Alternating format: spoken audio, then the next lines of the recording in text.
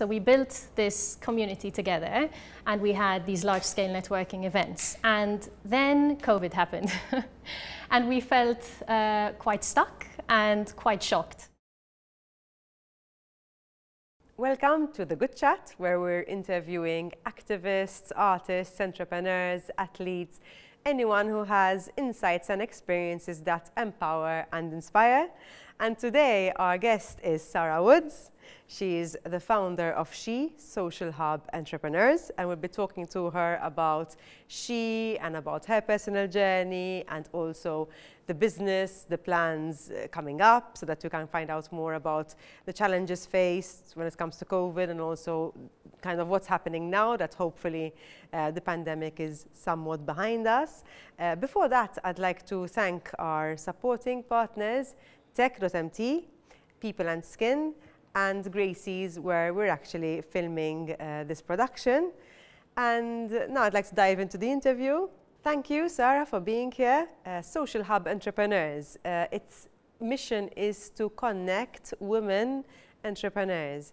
For those who don't know what She is, can you tell us more about it and its mission? Okay, so thank you very much, first and foremost, for having me on this channel.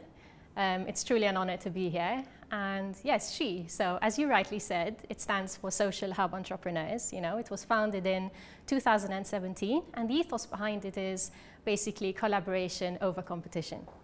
And what we seek to do is to assist women, whether just starting out in business or whether already established. And we do this by bringing women from different industries together, you know, to first and foremost, as you rightly said, to connect with one another, also to share stories, to share experiences, to also share knowledge, and most importantly, to support one another as well.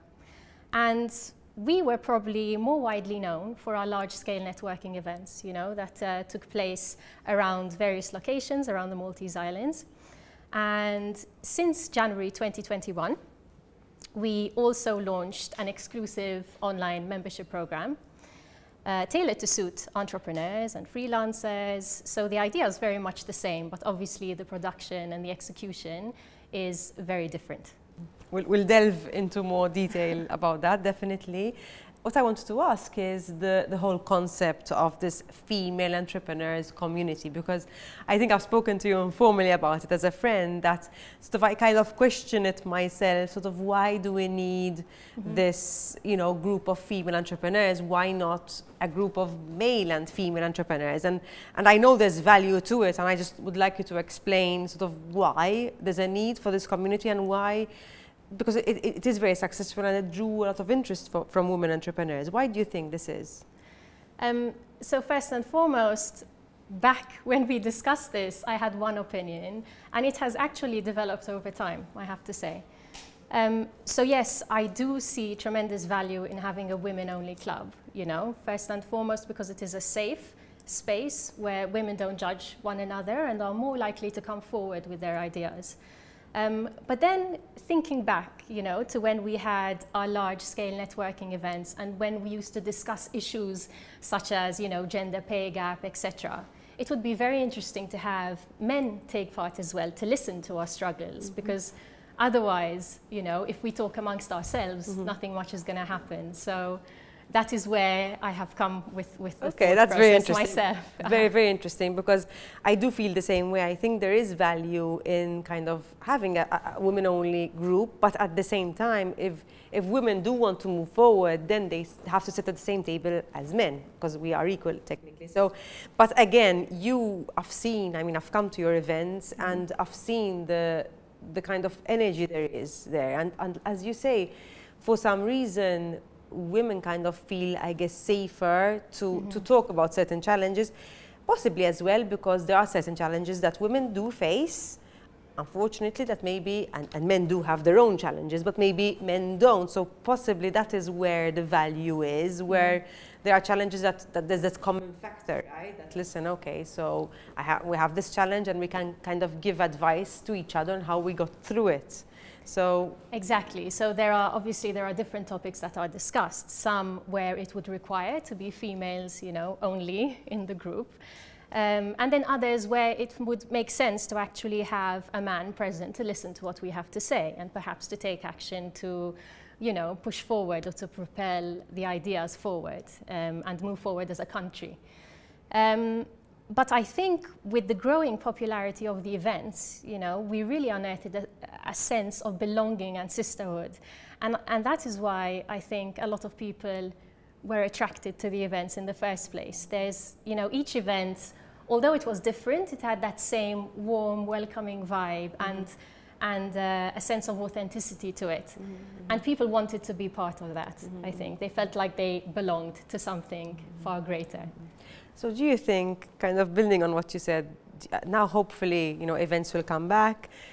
Do you see yourself possibly opening it up eventually to maybe having some specific events where there's also, you know, men and female? Is it something that you're considering, or is it something that maybe will come at a later stage?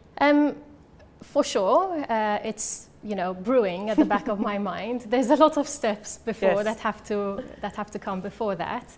As I said, you know, COVID has taken us quite a few steps back, and even now, you know, although I would like to bring the networking events back, there is that, you know, when am I ready to do so? Because we faced quite a challenge and quite a few blows brought on by COVID. So now I think, before thinking about how the program is going to improve, the first step is, how big is the event going to be? You know, when am I ready to take the event forward as a face-to-face networking event? Because it's quite a jump after having been online for such a long time. It is. And also, because you're speaking sort of you, and I think I want to delve into the subject of the fact that you had founded She with your co-founder, Julia Perry, who I know you're still very amicable with and all that, but I know that, I don't know when it was, when you parted ways and sort of now She is your own, you know, you are kind of running She alone. And I think apart from possibly changing from COVID, you know, from online to live, it's also possibly organizing your first event as this, you know, sole owner of this business. So can you tell us a little bit more about that journey? Because I think it can help people out there who possibly are facing challenges, you know, similar challenges, how you got through it as well, the whole partnership change. I think I would have to go a few steps back first. So first of all, yes, I co-founded She with Julia Perry, who, as you said, is no longer part of the organization, but still a very dear friend, you know. Before I was doing She, I was running another community, you know. It was focusing on mums and all things health, wellness, fitness related, around about the same time when you were running Busy Mummy, right? And through this community is where our paths crossed. And, you know, Julia and I collaborated on a few projects, and we were both shining a spotlight on women and their achievements. You know, I was shining a spotlight on mums and their successes, and she was running a social media agency and was shining a spotlight on her clients in the same way. So we were both really avid supporters of small businesses as well, which is why we instantly clicked. And we used to go out for a lot of coffees anyway. And one time over coffee, you know, she asked me, what if we brought women together in an informal setting to discuss, you know, issues on life and business? She said, let's do something, you know, would you do it with me? And the idea instantly excited me. I'm like, yes, this is something I want to do, you know, let's do it, because I'm quite a doer. So immediately I wanted to take action, and it wasn't much longer. I mean, a month later, She was born, you know, so we did it. There wasn't much of a process behind it. You know, first we discussed what we wanted to do with it, our mission, our vision for it, and then we created a brand identity together, and then we set a date for the launch, and we said, this is it, we're going to go forward with it. And so we had the launch event, which I think you came to as well. Yes.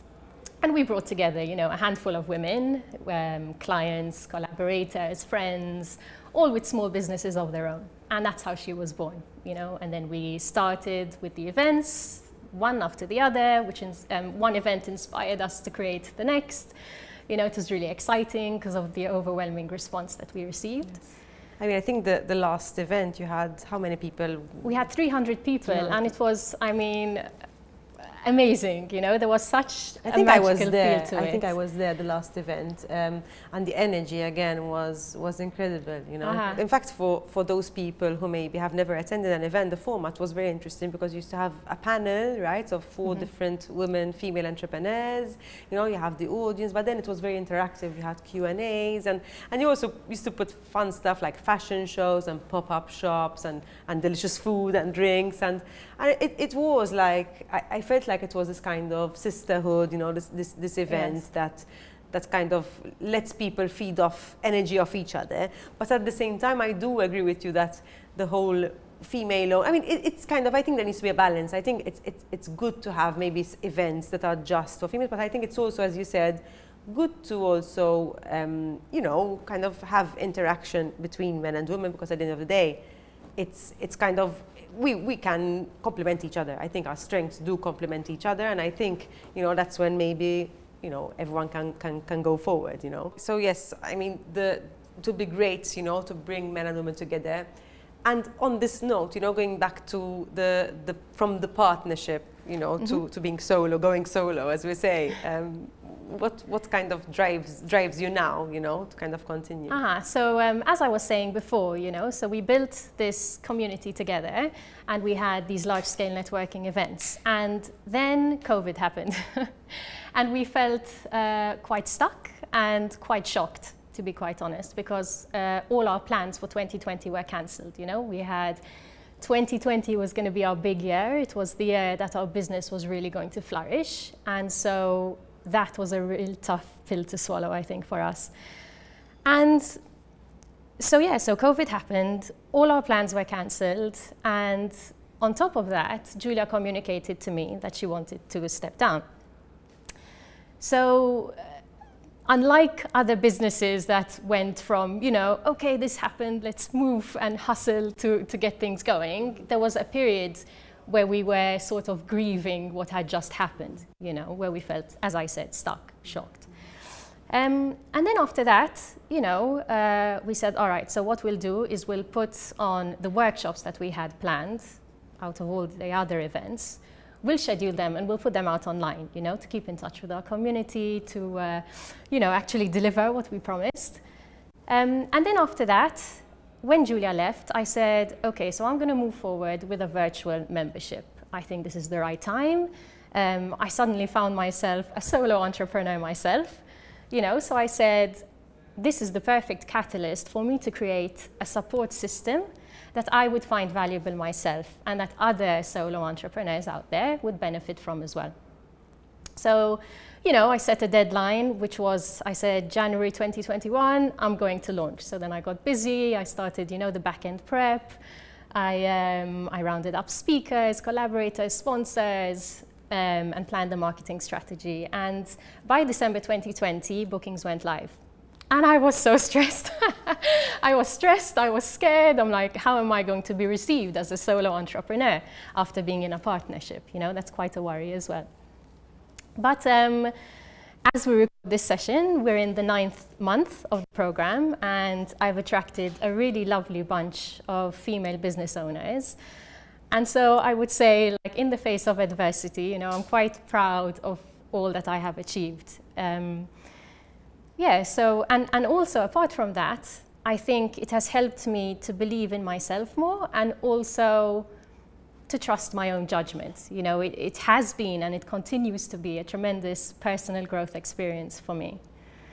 And I'm sure you also learn from the community yourself as well, as you said. Absolutely. I mean, we feed off each other, you know, that's what it's all about. It's a sharing knowledge platform, you know, where we're there to inspire one another. You know, people come in, they give workshops. Members sometimes give workshops themselves because they want to share knowledge that they have with the group. You know, we have discussion clubs, we have networking sessions. Like last night we had a speed networking session, which was super fun. You know, we paired up and we rotated rooms and we had like 10 minutes with each other, you know, to say who we were, what we did, you know, if we could help each other out, etc., how we could collaborate with each other. So yes, that's what it's all about. That sounds amazing.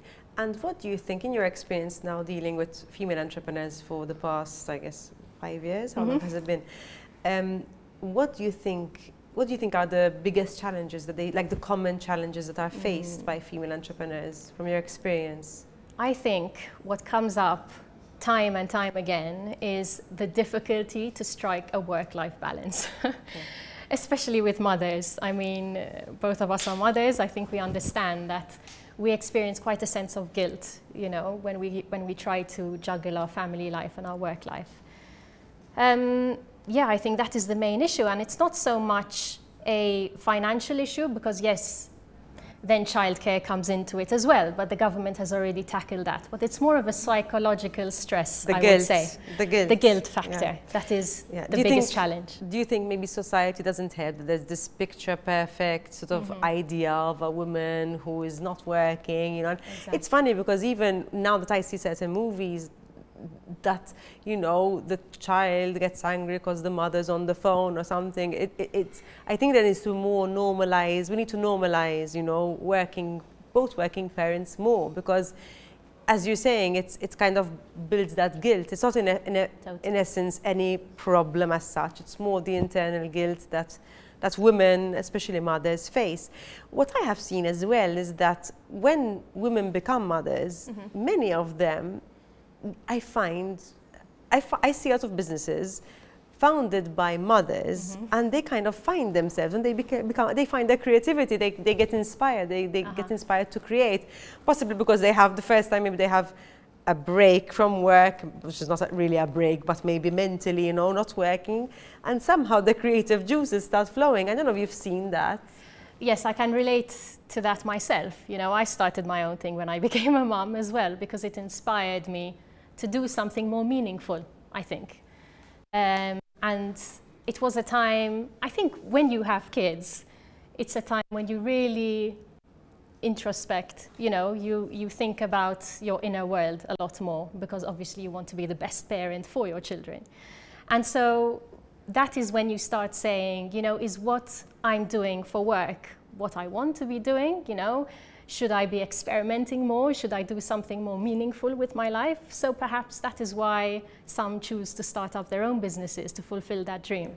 In fact, I hear many even business owners and employers say that when their employees become moms, they become more efficient as well. Yes. Because, I mean, I saw it in myself. I was still employed when I became a mom, and I literally was more efficient because you have that kind of timer, right? That unless I do it now, it's just not going to happen, you know? Whereas before, okay, we stay here late. We are, you know what I mean? It's like it will happen, I have time, you know? But when you don't have time, you just become so much more productive, and possibly the idea out there is the opposite, that, you know, you become a mom and you become less productive. But I know even people speak to me, employers, they speak to me that, listen, you know, moms are really efficient, you know. Obviously, again, it's the individual and the character. Yes. But I think, so in terms of do you see there's a high percentage of moms in your group? So there is a high percentage of moms, but there's also a high percentage of young entrepreneurs, you know, that are rising to the challenge of becoming entrepreneurs and doing something as a side hustle, you know, being employed, but also starting something of their own. And also there's a bit of an older crowd as well. So we're a really nice mix, I would say. And on your comment before, you know, mothers being efficient, etc. I always tell mothers that if you're a mom, you already have one up when you become an entrepreneur, because it's not dissimilar in terms of, you know, time management, etc., productivity. Absolutely. I think when you've been puked on at 1 in the morning, like say, you know, when you haven't slept for a week, you know, I think then you can literally face anything. You know, the things that we used to think are stressful are absolutely nothing compared to being a parent, you know. So yes, I think that's, you know, when women do become moms, I think, yes, it kind of sparks something in them also to have more purpose. Possibly it also happens to both men and women. It just sparks something to kind of leave a better world out there, I guess, for their children. On a personal level, who is your biggest inspiration? Okay, so at the risk of sounding cheesy, I'm going to say, you know, I am inspired daily by the women I meet through the She community. I think each woman that I meet has their own inspirational story, you know, and I've met some true powerhouses through the community, you know. I mean, their ambition, their creativity, their persistence. You know, some have become good friends, some have become mentors, some have become collaborators, partners, and each of them truly keeps me going because they inspire me so much. I think they're just remarkable. Amazing. Amazing. And in terms of starting a business, because obviously you started your blog and then you started She. If someone out there maybe is thinking of starting a business but is hesitant, what advice would you give them? Okay, so I'll give them 3 tips. I think the first would be to keep things simple, 100%. You know, start small. I would say go in with a real narrow focus because you can always expand as your business progresses, you know, but you don't want to run the risk of overcomplicating things, number 1, confusing your customer, number 2, and feeling overwhelmed before you even get started. Because at the onset, you know, your creative juices are flowing, you know, you can really run away with your creative ideas. So I would just say keep things simple, start small. Number 2, I would say you really have to understand if you're going to launch a business that you're not going to make money overnight. Launching a business is a process. And, you know, if you're already in employment, I would say don't quit your day job, you know, keep the security of having a steady income there so that you can focus on your business on your time off. And then once you have a healthy cash flow, think about going at it full time. And then finally, I would say network, network, network. You know, I would look for business groups of like-minded women, join networks like She, join industry networks, etc. Because I think it's so important to build, you know, your contact list, to find your tribe, to have your support system established. Because first and foremost, it gives you the opportunity to talk about your business. You're also going to get advice, you know, from people who have done it already. You can find clients, collaborators, investors as well, perhaps business partners if you're looking for that. So I would say keep things simple, don't quit your day job, and network. Amazing, amazing. I concur with the three tips, really golden tips. And I think the networking is something that we do undervalue, we tend to undervalue. And I think it's very important. And you are doing an amazing thing with She, because you're offering the opportunity, for women to network with each other and learn from each other. In terms of advice for yourself, what's the best piece of advice you have ever been given? Okay, I've been given a lot of advice. You can even tell us the worst if you want as well. No, I'll stick with the best. So I think the 2 that come to mind are your life is your responsibility. And this seems like an obvious one, but I think we really have to be reminded of it sometimes. You know, you and you alone are in the driver's seat. You know, you're responsible for your career, you're responsible for your personal development, for your well-being, etc. And when you start to understand this on every single level, you know, you realize that you have the power to decide how you want to show up every single day. And I think this is really valuable, and many of us have to just think about that. And the second piece of advice is listen more than you speak. We have 2 ears and 1 mouth. You know, I read in a book somewhere, it was a really good book called Quiet by Susan Cain. And she says you have 2 ears, 1 mouth, and you should use them proportionately. And I applaud that, because sometimes I really think we listen to reply, but not to understand, you know. I think we need to listen to understand, to empathize, and also to learn. To learn. I think I personally am very passionate about learning. It's something I crave continuously, and it's one of the reasons that I'm doing this podcast. And I'm so happy that you have given us such golden insights that I'm sure that people out there will really value, and you are not only inspiring them through She, but you're also inspiring them through your own personal journey. So I really thank you for that. I think I have a last question. Yes, what is next for She, and how can people get in touch?